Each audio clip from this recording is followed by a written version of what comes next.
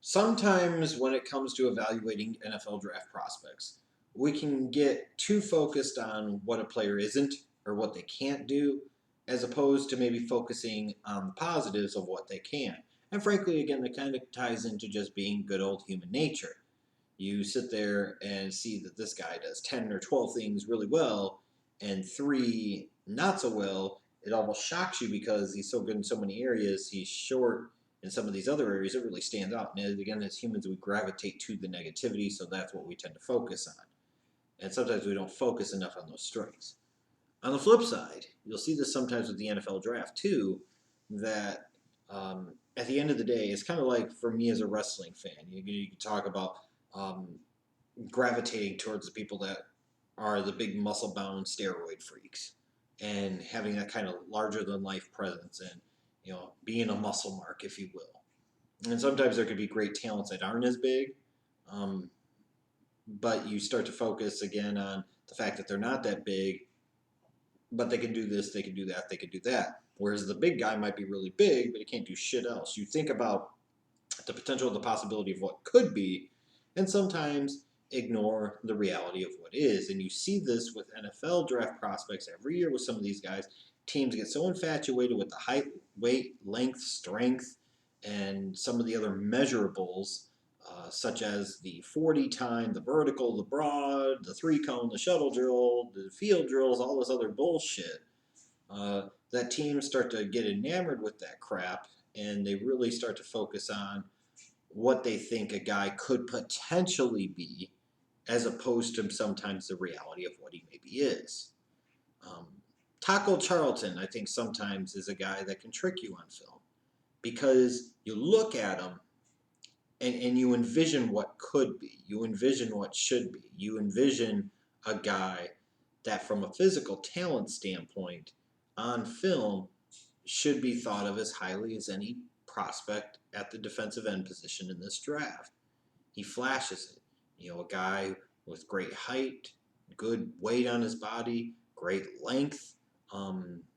He could play a 4-3. He's athletic enough to play a 3-4.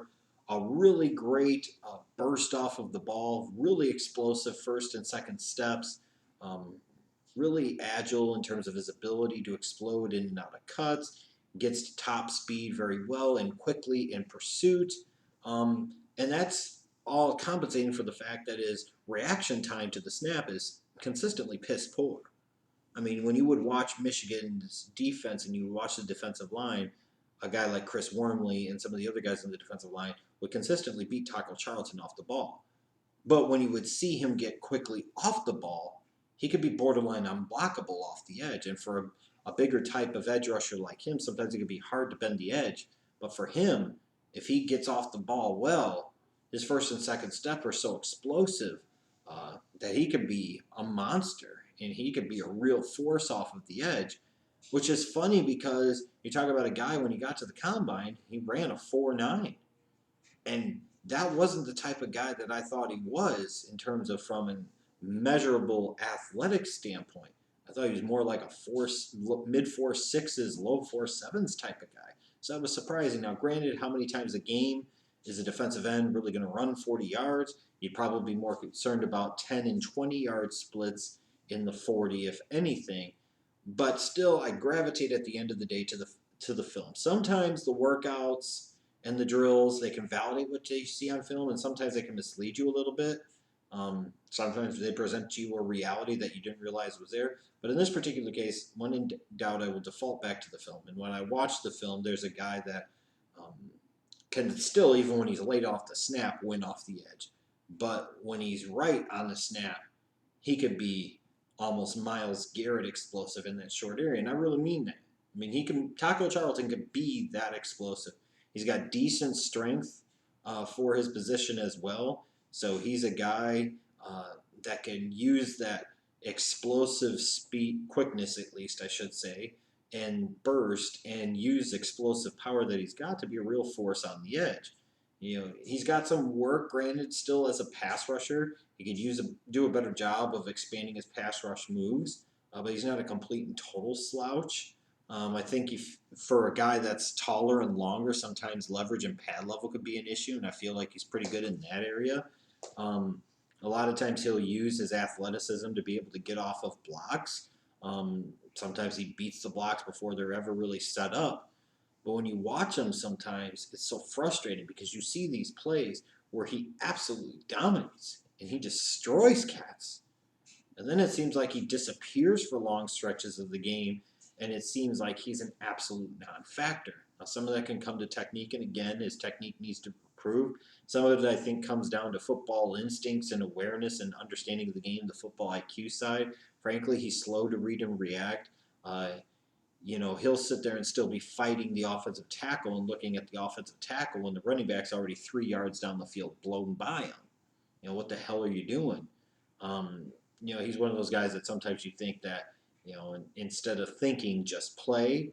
But for me, anyways, I like to see those guys that demonstrate those instincts. He plays hard relatively consistently, which can make up for some of those deficiencies, but he can struggle to read the option.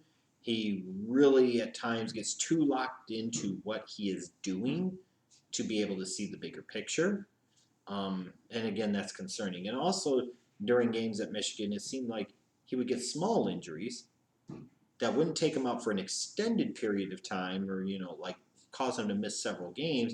But he'd get a cramp here, he'd get a little tweak there, and then he's out for a couple of series. He's out for a quarter, he's out for a half, he's out for the rest of the game.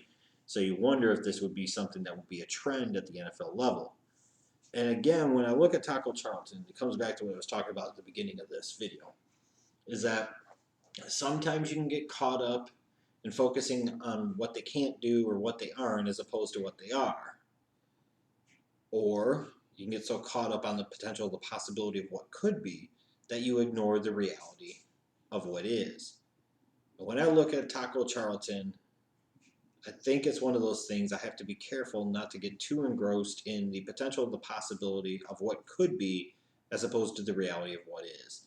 The reality is he needs a lot of work. The reality is that to me he's got immense physical upside and athletic upside for the position, but he may never show it. And if he does, it'll be one of those things where he'll make the spectacular play that makes the highlight, but again, he disappears for long stretches of the game and he becomes more of a role player than the star that his physical and athletic upside indicates that he could potentially be. I still think he could be potentially that, but I just think that taking this guy in the first round is a bit of a mistake. I just don't think he's that much of a quality talent to be entertaining in a good draft class like this, taking him in that type of range. Now, I think he does end up going in the top half of round number 1 or no lower than probably the pick 20 or so. And I think part of that is because when you have Myles Garrett, Solomon Thomas, Jonathan Allen in the same draft, what happens is the guy that's next on the list in terms of those defensive linemen artificially sees their draft stock inflated. And you're going to have teams, especially in today's NFL, as important as the passing game is, and they're going to be so desperate to try and find a difference-making edge rusher that they're willing to gamble, they're willing to reach, they're willing to take a chance because, again, it's about the hope of the potential of the possibility that could be versus the reality of what is. Now, I have a second round grade on Taco Charlton. My final grade for him was an 86.5. Guys he could remind me of a little bit would be Chandler Jones, maybe Ezekiel Ansah, especially in the case of Ansah. This is a guy coming out of BYU. Granted, he was much more raw, I think, than Taco Charlton coming out of Michigan is, but they still had elements of being very raw. They had those moments that they could actually dominate, absolutely explode off of the edge, and really impose their will on the games. And then you had other times you watch them, you'd be like, what the fuck are you doing? And you question whether or not they have the real football IQ to be involved consistently enough to be somebody that down the road you would want to pay big time money to. That's kind of what I look at Taco Charlton. He has the potential to be a Pro Bowler. He also has the potential to be a real bust. And I'm not sure if he's closer to one than the other. He's a real boomer bust prospect for me. And for a team thinking about taking him in the top half of round number 1, they could really get a big bang for their buck, or they could end up rolling snake eyes with this kid.